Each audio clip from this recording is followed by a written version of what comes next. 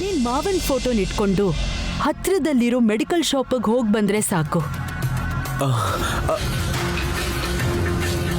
Medical ಶಾಪ್ಗೆ ಎಷ್ಟೊಂದು ಜನ ಬಂದು ಹೋಗ್ತಿರ್ತಾರಲ್ವಾ ಅಕ್ಕ? ಯಾವುದೋ ಹಳೆ ಕಾಲದ ಫೋಟೋ ಹಿಡ್ಕೊಂಡು ನಾನಲ್ಲಿ ಹೋಗಿ ಕೇಳಿದೆ ಅಂದ್ರೆ ಗುರ್ತಿಡಿತಾರೆ ಅಂತ್ಯಾಕ? ಖಂಡಿತವಾಗ್ಲೂ ಗುರ್ತಿಸ್ತಾರೆ. ಅದಕ್ಕೆ 2 ಕಾರಣ ಇದೆ. ಏನಕ್ಕ ಅದು? ಒಂದು, ಅದು ರೇರ್ ಆಗಿ ಬರೋ ಕಾಯಿಲೆ ಆಗಿರೋದ್ರಿಂದ ಆ ಟ್ಯಾಬ್ಲೆಟ್ಸ್ನ ಎಲ್ರೂ ತಗೊಳ್ಳಲ್ಲ. ಓ, ಆದ್ರೆ ಮೆಡಿಕಲ್ ಶಾಪ್ ಅವ್ರಿಗೆ ಫೇಸ್ ನೆನ್ಪಾಗ್ದೆ ಹೋದ್ರು ಯಾರೋ ಒಬ್ರು ಆ ಟ್ಯಾಬ್ಲೆಟ್ಗೋಸ್ಕರ ಖಂಡಿತ ಬರ್ತಾರೆ ಅನ್ನೋ ವಿಷಯ ಗೊತ್ತಿರುತ್ತೆ. ಮತ್ ಎರಡನೇದೇನಕ್ಕ? ಮೆಡಿಕಲ್ ಶಾಪಲ್ಲಿ ಮ್ಯಾಕ್ಸಿಮಮ್ ಆ ಟ್ಯಾಬ್ಲೆಟ್ ಸಿಗೋ ಚಾನ್ಸ್ ತುಂಬಾ ಕಡಿಮೆ ಇರೋದ್ರಿಂದ ನಾವ್ ಆಮೇಲೆ ತರಿಸ್ತೀವಿ ಅಂತ ಆ ಟ್ಯಾಬ್ಲೆಟ್ ಹೆಸರು, ಅವ್ರ ಫೋನ್ ನಂಬರು, ಹೆಸರು ನೋಟ್ ಮಾಡ್ಕೋತಾರೆ. ನೀನ್ ಆ ಆಂಗಲ್ ಅಲ್ಲಿ ಯೋಚನೆ ಮಾಡಿದ್ರೆ ಮಾವ ತುಂಬಾ ಈಸಿಯಾಗಿ ಸಿಕ್ಕಾಕೋತಾರೆ ಪರ್ಶು. ನೀನು ಗ್ರೇಟ್ ಅಕ್ಕ. ಕ್ರಿಮಿನಲ್ ಆಗಿದ್ಯಾ, ಆದ್ರೆ ನೀನೇನಾದ್ರೂ ಪೊಲೀಸ್ ಆಗಿದ್ದಿದ್ರೆ ವಿದೇಶಕ್ಕೆ ಓಡೋಗಿರೋ ಕ್ರಿಮಿನಲ್ಸ್ನು ಕೂಡ ಈಸಿಯಾಗಿ ಹಿಡಿತಿದ್ದೆ ಅಕ್ಕ. ನೀನ್ ಹೊಗಳಿಕೆ ಆಮೇಲೆ ಹೋಗ್ ಕೆಲ್ಸ ನೋಡು. ಸರಿ ಅಕ್ಕ. ಅವನು ನೈನಿ ಮುಂದೆ ನಿಂತ್ಕೊಳ್ಳೋಕು ಮುಂಚೆ ನನ್ನ ಮುಂದೆ ಬಂದು ನಿಲ್ಬೇಕು. ಸರಿ ಅಕ್ಕ, ಈಗಲೇ ಹೋಗ್ತೀನಿ. ಆ ಟ್ಯಾಬ್ಲೆಟ್ ಹೆಸರನ್ನ ಪೇಪರಲ್ಲಿ ಬರ್ಕೊಡಕ್ಕ. ಮೊದಲೇ ನಾವು ಹೆಬ್ಬೆಟ್ಟು, ಅದಕ್ಕೋಸ್ಕರ ಅಷ್ಟೇ. ಅಲ್ಲಿ ಹೋದ್ಮೇಲೆ ಮರ್ತು ಹೋಗಿ ಅನಾಸಿನ್ ಬದಲು ಪೆನಾಸಿನ್ ಅಂತ ಹೇಳಿದ್ರು ಹೇಳಿದೆ.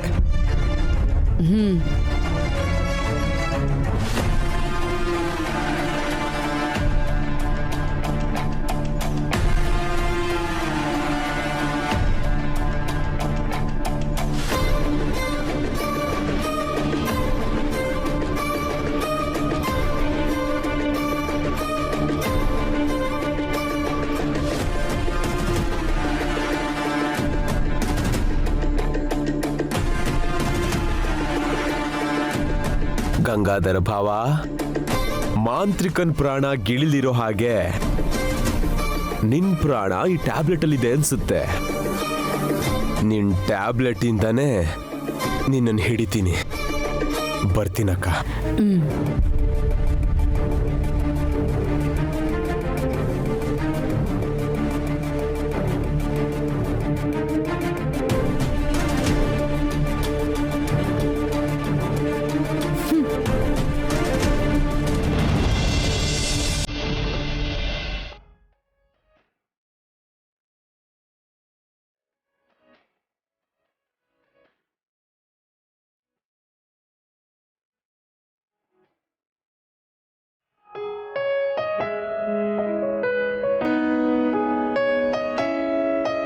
ಯಜಮಾನ್ರೆ, ನಾನ್ ಟೈ ಕಟ್ಲಾ? ನಿನಗೆ ಟೈ ಕಟ್ಟೋದಕ್ಕೂ ಬರುತ್ತಾ ನೈನಿ? ಬರುತ್ತೆ ಯಜಮಾನ್ರೆ. ಸರಿ, ಕಟ್ಟು.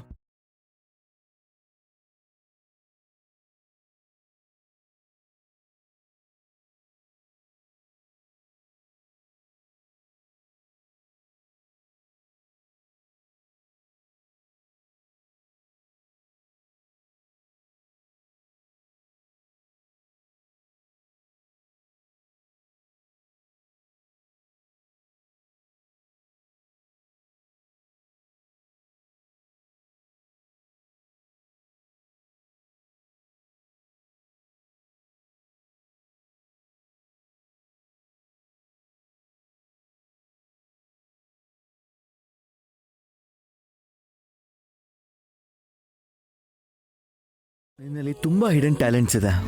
ಅಂದ್ರೆ ಏನ್ ಯಜಮಾನ್ರೆ? ಅಂದ್ರೆ ಆಚೆ ಕಾಣಿಸ್ದೇ ಇರೋ ಪ್ರತಿಭೆ ಅಂತ. ಹೌದಾ? ಹೌದು. ಮತ್ತೆ ಇದೊಂದು ಕೆಲ್ಸದಿಂದ ಮಾಮ್ಗೆ ಬೇಜಾರು ಮಾಡಿರೋ ವಿಷಯನ ಮರೆಯೋ ಹಾಗೆ ಮಾಡಿಬಿಟ್ಟೆ. ನಿನ್ನ ಮಾತಲ್ಲಿ ಲಾಜಿಕ್, ನಿನ್ನ ಕೈಯಲ್ಲಿ ಮ್ಯಾಜಿಕ್ ಇರುತ್ತೆ ನೈನಿ. ಅದಕ್ಕೆ ಎದುರುಗಡೆ ಇರೋರು ಎಷ್ಟೇ ಕೋಪದಲ್ಲಿದ್ರೂ ನಿನ್ನ ಈ ಮಾತುಗಳಿಗೆ ಏನು ಮಾತಾಡಕ್ಕಾಗದೆ ಐಸ್ ಆಗ್ಬಿಡ್ತಾರೆ. ಹಾಗಾದ್ರೆ ಯಜಮಾನ್ರೀಗ ಐಸ್ ಆದ್ರು ಅಂತ? ಐಸ್ ಅಲ್ಲ, ಐಸ್ ಗಡ್ಡೆನೇ ಆಗ್ಬಿಟ್ಟಿದ್ದೀನಿ. ಸರಿ ಬಾ, ಆಫೀಸ್ಗೆ ಹೋಗೋಣ. ಆಫೀಸ್ಗ? ನಾನ್ ಯಾಕೆ ಯಜಮಾನ್ರೆ? ಅಲ್ಲಿ ಕೆಲಸ ಇಲ್ಲದೆ ಹೋದ್ರೆ ನನಗೆ ಬೇಜಾರಾಗ್ಬಿಡುತ್ತೆ. ನೈನಿ, ನಾನು ನಿನಗೆ ಇದಕ್ಕೂ ಮೊದಲೇ ಹೇಳಿದ್ದೀನಿ, ನೀನು ನಮ್ಮ ಕಂಪನಿಗೆ ಚೇರ್ಮನ್. ಆಗಾಗ ಆಫೀಸ್ಗೆ ತಪ್ಪದೆ ಬರ್ತಾ ಇರಬೇಕು. ನಿನ್ಗೆ ಆಗ್ಲೂ ಟೈಮ್ ಪಾಸ್ ಆಗದಿದ್ರೆ ನಮ್ಮ ಎಂಪ್ಲಾಯೀಸ್ನೆಲ್ಲ ಪರಿಚಯ ಮಾಡ್ಕೊ. ಆಟೋಮೆಟಿಕ್ ಆಗಿ ಟೈಮ್ ಹೋಗೋದೇ ಗೊತ್ತಾಗಲ್ಲ. ಸರಿ ಯಜಮಾನ್ರೆ, ನಾನು ಬರಲ್ಲ ಅಂದ್ರೆ ನೀವು ಬಿಡಲ್ಲ ಅಂತ ನನಗೆ ಗೊತ್ತು. ಬೇಡ ಅನ್ನೋದ್ರ ಬದಲು ನಿಮ್ಮ ಜೊತೆ ಬರೋದೇ ಒಳ್ಳೇದು. Very good decision. ಬಾ ಹೋಗೋಣ.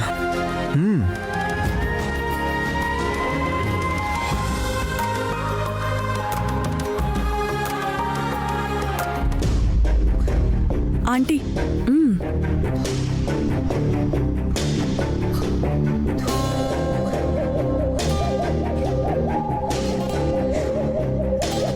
ಕಂದ ವಿಶಾಲ್, ಆಫೀಸಿಗೆ ಹೋಗ್ತಿದ್ದೀರಾ? ಹೌದು ಮಾಮ್. ನಿನ್ನ ಹತ್ರ ಜಾಸ್ಮಿನ್ ಬಗ್ಗೆ ಸ್ವಲ್ಪ ಮಾತಾಡ್ಬೇಕಿತ್ತು ಕಂದ. ಏನ್ ವಿಷಯ ಮಾಮ್? ಅದೇ ಕಂದ, ಅವಳು ಅಮೆರಿಕಾಗ್ ಹೋಗಕ್ಕೆ ಪಾಸ್ಪೋರ್ಟ್ ವೀಸಾ ಬಂದಿದೆ. Wow, congrats Jasmine, all the best. Thank you Vishal. ಆದ್ರೆ ಅವಳ ಬ್ಯಾಂಕ್ ಅಕೌಂಟ್ ಅಲ್ಲಿ ಡೆಪಾಸಿಟ್ ತೋರಿಸ್ಬೇಕು ಅಂತ ಹೇಳ್ತಿದ್ದಾರೆ. ಎಷ್ಟು ಮಾಮ್? 1 ಕೋಟಿ ವಿಶಾಲ್.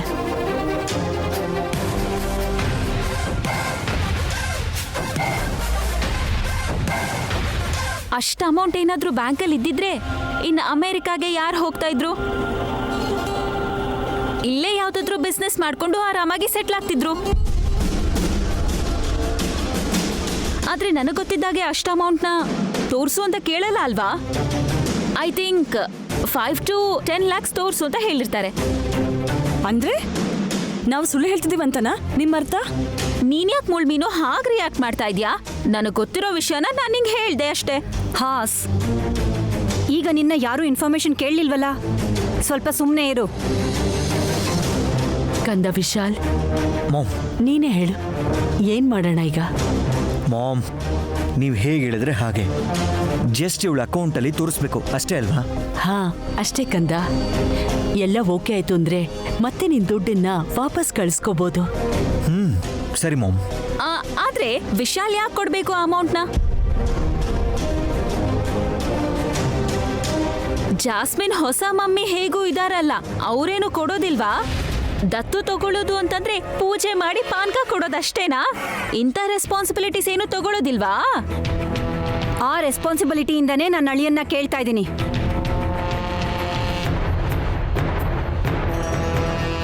ಆದ್ರೂ ನನ್ನ ಅಳಿಯನ್ ದುಡ್ಡಿನ ಮೇಲೆ ನಿನ್ನ ಅಧಿಕಾರ ಏನು? ಏನೋ ನಿನ್ ಜೇಬಿಂದನೇ ದುಡ್ಡು ಹೋಗ್ತಿದೆ ಅನ್ನೋ ಥರ ತುಂಬಾ ಫೀಲ್ ಆಗ್ತಿದ್ಯಲ್ಲ. ಅತ್ತೆ, ನಾನು ಅರೇಂಜ್ ಮಾಡ್ತೀನಿ ಅಂತ ಹೇಳಿದ್ನಲ್ವಾ, ಮತ್ತೆ ನೀವು ಯಾಕೆ ಜಗಳ ಆಡ್ತಿದ್ದೀರಾ? ಆ ವಿಷಯನ ಇವಳಿಗೆ ಹೇಳು ವೇಶ್. ತುಂಬಾ ಓವರ್ ಆಗಿ ಆಡ್ತಿದ್ದಾಳೆ. ಸರಿ ನಾನಿ, ಬಾ ಹೋಗಿ ಬರ್ತೀವಿ ಮಾಮ್. ಬಾಯ್.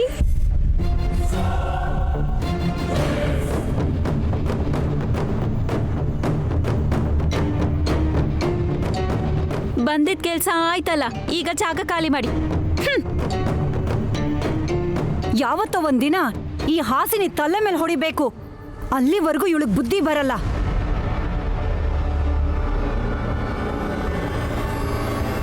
ನೋಡು ಜಾಸ್ಮಿನ್, ₹1 ನಿನ್ನ ಅಕೌಂಟಿಗೆ ಬಂತು ಅಂತ ಎಸ್ಕೇಪ್ ಆದೆ ಅನ್ಕೋ. ಆಗಲ್ಲ ಅಕ್ಕ. ಆದ್ರೆ ಏನಾಗುತ್ತೆ ಅಂತ ಜಾಸ್ಮಿನ್ಗೆ ಚೆನ್ನಾಗ್ ಗೊತ್ತು. ನೋಡಿ ಆಂಟಿ, ನಾವು ಯಾವುದಕ್ಕೋಸ್ಕರ ಪ್ಲಾನ್ ಮಾಡ್ತಿದ್ದೀವೋ ನನಗೆ ಚೆನ್ನಾಗಿ ನೆನಪಿದೆ. ಜುಜುಬಿ ಕೋಟಿಗೋಸ್ಕರ ಇಷ್ಟೆಲ್ಲ ಆಸ್ತಿನ ಬಿಡ್ತೀನಾ? ಜೊತೆಗೆ ಇನ್ನೊಂದು ಕೋಟಿ ಕೊಟ್ಟರು ನನಗೆ ಬೇಕಾಗಿಲ್ಲ ಅಂತೀನಿ. ಯಾಕೆ ಅಂದರೆ ನನಗೆಲ್ಲದಕ್ಕಿಂತ ನಮ್ಮ ಪ್ಲ್ಯಾನ್ ಇಂಪ್ಲಿಮೆಂಟ್ ಆಗೋದು ಮುಖ್ಯ. ನೀವು ನನ್ನ ಇಲ್ಲಿಗೆ ಯಾವ ಉದ್ದೇಶದಿಂದ ಕರ್ಕೊಂಡು ಬಂದಿದ್ರೋ ನಾನು ಅದನ್ನು ಇದುವರೆಗೂ ಮರ್ತಿಲ್ಲ. ಗುಡ್, ಹಾಗೆ ಫಿಕ್ಸ್ ಆಗಿರು. ಮನ್ಸು ಬದಲಾಯಿಸ್ಕೋಬೇಡ. Okay aunty.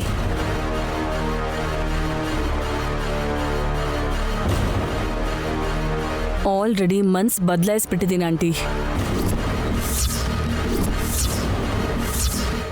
ಪ್ರತಿ ಸಲ ನೈನಿ ಮುಂದೆ ನಾನು ಸೋತ್ ಹೋದಾಗ ಕೋಪ ದ್ವೇಷ ಹೆಚ್ಚಾಗ್ತಾನೇ ಇದೆ. ಆಗಲೇ ಅರ್ಥ ಆಯಿತು ನನಗೆ ಆಸ್ತಿಗಿಂತ ಆ ನೈನಿನ ಸೋಲಿಸ್ಬೇಕು ಅಂತ. ಅದಕ್ಕೆ ನಾನು ನನ್ನ ಪ್ಲ್ಯಾನ್ ಚೇಂಜ್ ಮಾಡ್ಕೊಂಡಿದ್ದೀನಿ.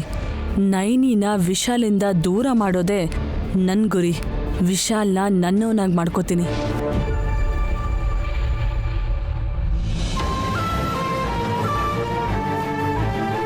ಇವನೇ ನನ್ನ ಮೊದಲನೇ ಗಂಡ ಅಲ್ಲ, ನಾನ್ ಸಹಿಸ್ಕೊಂಡೆ ರಾಕ್ಷಸ ಇವನೇ. ನೋಡು ವಿಶಾಲ್,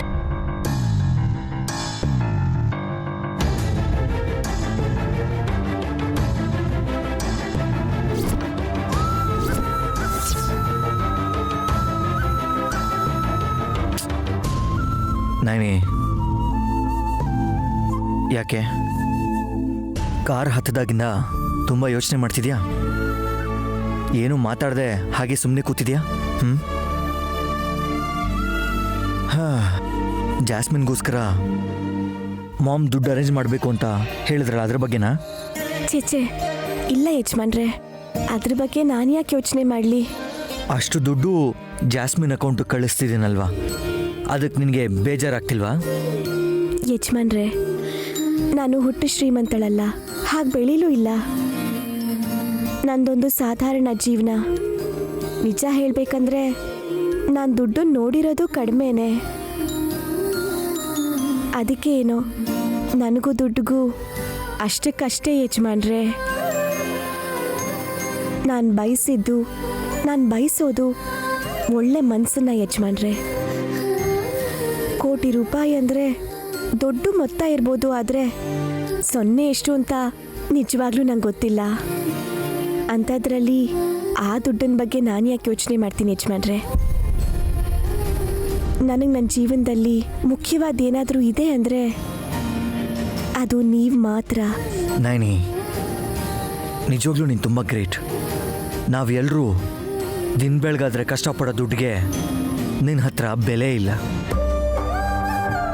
ಯಾರು ತಲೆ ಕೆಡಿಸ್ಕೊಳ್ದೇ ಇರೋ ಮನುಷ್ಯರ ಪ್ರೀತಿಗೆ ಮಾತ್ರ ನಿನ್ನ ಹತ್ರ ಬೆಲೆ ಇದೆ.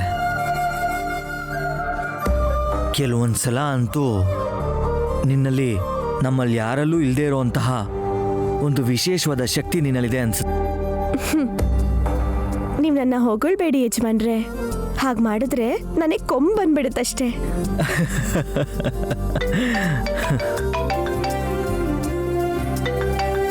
ಒಂದು ನಿಮಿಷ, ನೀನು ಆಫೀಸಿಂದ ಕಾಲ್. ಹಾಯ್ ಯಶವಂತ್.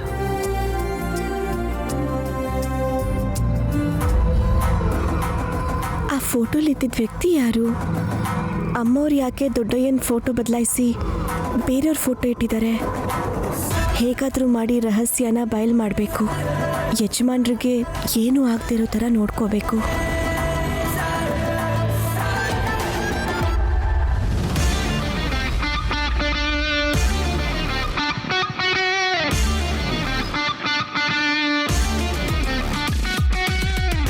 ಯಜಮಾನ್ರೆ, ಅಣ್ಣ ಅಣ್ಣ ಸ್ವಲ್ಪ ಕಾರ್ ನಿಲ್ಸಿ. One second Yashwant, I'll call you back. Yeah I'll call you back. Car ನಿಲ್ಸಿ.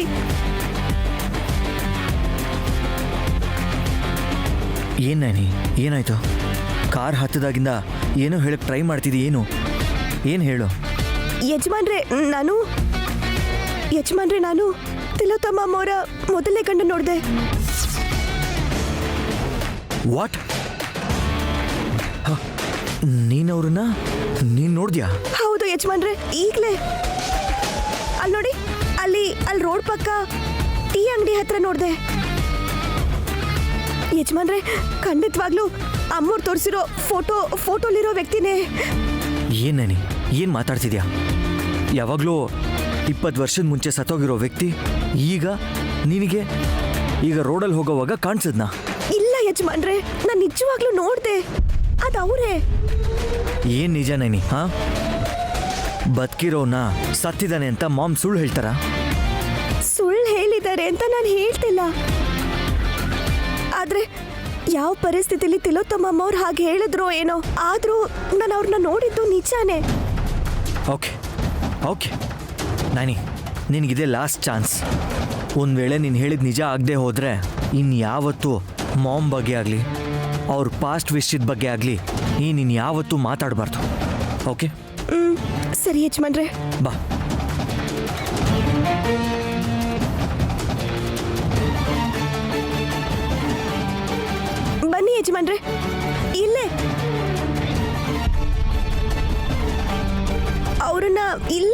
ಯಜಮಾನ್ರೆ. ಓಕೆ ಓಕೆ ಕಾಮ್ ಡೌನ್ ಬಾ. ಇಲ್ಲೇ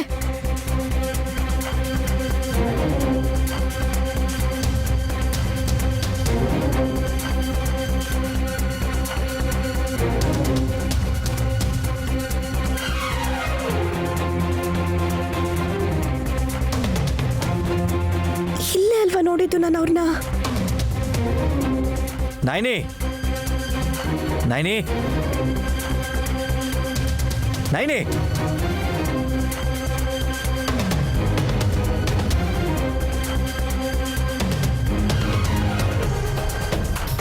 ನೈನಿ ನೈನಿ ಇಲ್ಲಿ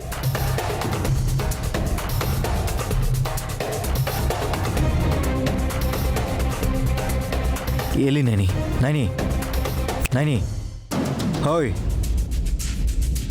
ಎಲ್ಲಿ ಅವನು?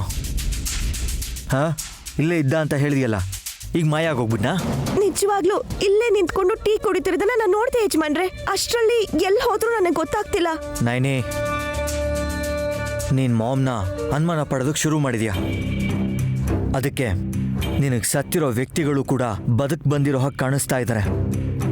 ಈಗಿಂದ ಆದರೂ ಆ ಅನುಮಾನನ ಕಡಿಮೆ ಮಾಡಿಕೊಂಡ್ರೆ ಒಳ್ಳೇದು. ನೀನು ಎಲ್ಲ ವಿಷಯದಲ್ಲೂ ಯಾರ ಕೈಗೂ ಸಿಗದೇ ಇರೋಷ್ಟು ಎತ್ತರದಲ್ಲಿದ್ರೆ ಮಾಮ್ ವಿಷಯದಲ್ಲಿ ಮಾತ್ರ ಡೈರೆಕ್ಟಾಗಿ ಪಾತಾಳಕ್ಕೆ ಬಿದ್ದುಬಿಟ್ಟೆ.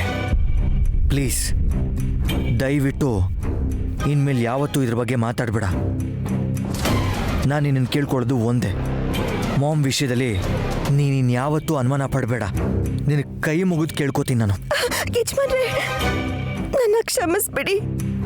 ಇನ್ಯಾವತ್ತೂ ನಿಮ್ಮ ಮನ್ಸಿಗೆ ನಾನು ಬೇಜಾರು ಮಾಡಲ್ಲ.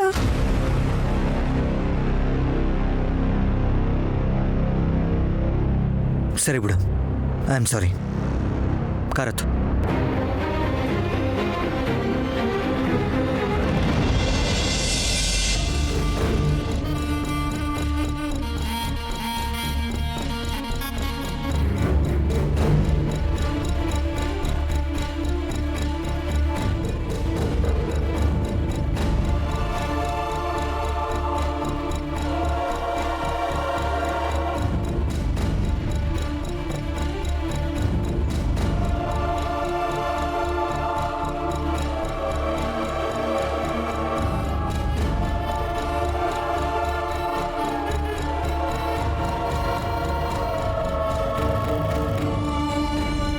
ನನ್ನ ಸ್ವಂತ ಮಗನಿಗೆ ನಾನೇ ನಿಮ್ಮಪ್ಪ ಅಂತ ಹೇಳ್ಕೊಳಕ್ಕಾಗದೇ ಇರೋಂಥ ಪರಿಸ್ಥಿತಿಲಿದ್ದೀನಿ. ಈ ಥರ ಬದುಕು ಯಾವ ತಂದೆಗೂ ಬರಬಾರ್ದು. ಇದೆಲ್ಲ ತಿಲೋತ್ತಮನಿಂದನೇ ಆಗಿದ್ದು.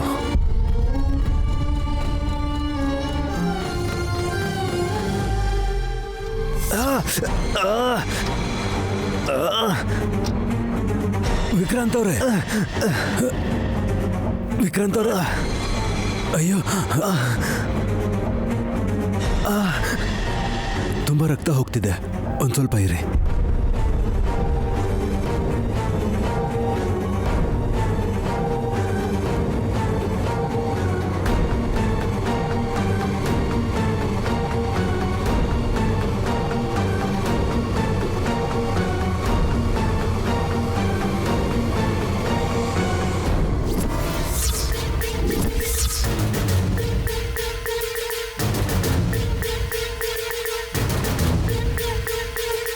ಯಜಮಾನ್ರೆ, ನೋಡ್ಕೊಳ್ಳೋದಲ್ವಾ? ಈ ಥರ ಕೆಲಸ ಮಾಡಬೇಕಾದ್ರೆ ಹುಷಾರಾಗಿ ಮಾಡಬೇಕು. ಇದೇನು ಗಂಗಯ್ಯ, ನಿಮ್ಮ ಕಣ್ಣು ಕಾಣಿಸಲ್ಲ ಅಲ್ವಾ? ಅಂಥದ್ರಲ್ಲಿ ಪೆಟ್ಟಾಗ್ತಿದ್ದಂಗೆ ಅಷ್ಟು ಬೇಗ ನನ್ನ ಹತ್ರ ಹೇಗೆ ಬಂದ್ರಿ? ಏನು ಮಾಡೋದು ಯಜಮಾನ್ರೆ, ಕಣ್ಣು ಕೊಡದೇ ಇರೋ ದೇವರು ನಮ್ಮಂಥ ಕುರುಡ್ರಿಗೆ ಜಾಸ್ತಿ ಗ್ರಾಹಕ ಶಕ್ತಿ ಕೊಟ್ಟಿರ್ತಾನೆ. ಶಬ್ದ ಯಾವ ಕಡೆಯಿಂದ ಬರುತ್ತೆ ಅಂತ ನಿಮಗಿಂತ ನಾವೇ ಬೇಗ ಗ್ರಹಿಸ್ತೀವಿ. ಅದಕ್ಕೆ ನೀವು ಕೂಗಿದ ತಕ್ಷಣ ನೀವಿರೋ ಜಾಗ ನನಗೆ ಗೊತ್ತಾಯಿತು. ನೀವು ಕೂಗಿದ ರೀತಿ ನೋಡಿ ನಿಮ್ಗೇನೋ ಅಪಾಯ ಆಗಿರ್ಬೋದು ಅಂತ ಓಡೋಡ್ ಬಂದೆ. ಇಷ್ಟೊತ್ತವರೆಗೂ ನೀವು ಗಿಡನ ಕತ್ತರಿಯಿಂದ ಕಟ್ ಮಾಡ್ತಿದ್ದ ಶಬ್ದ ನನಗೆ ಕೇಳಿಸ್ತಾ ಇತ್ತು ಯಜಮಾನ್ರೆ. ಹಾಗಾಗಿ ನಿಮ್ಮ ಕೈಗೆ ಏಟಾಗಿರ್ಬೋದು ಅಂತ ಅನ್ಕೊಂಡೆ ಅಷ್ಟೇ ಯಜಮಾನ್ರೆ. ಮತ್ತೆ ಕರೆಕ್ಟಾಗಿ ಗಾಯ ಆಗಿರೋ ಕಡೆನೇ ಬ್ಯಾಂಡೇಜ್ ಹಾಕಿ ಕಟ್ಟಿದ್ರಿ ಗಂಗಯ್ಯ? ಏನಿಲ್ಲ ಯಜಮಾನ್ರೆ, ನಿಮ್ಮ ಕೈ ಹಿಡ್ಕೊಂಡಿದ್ದ ತಕ್ಷಣ ನನ್ನ ಕೈಗೆ ರಕ್ತ ಅಂಟ್ಕೊಂತು.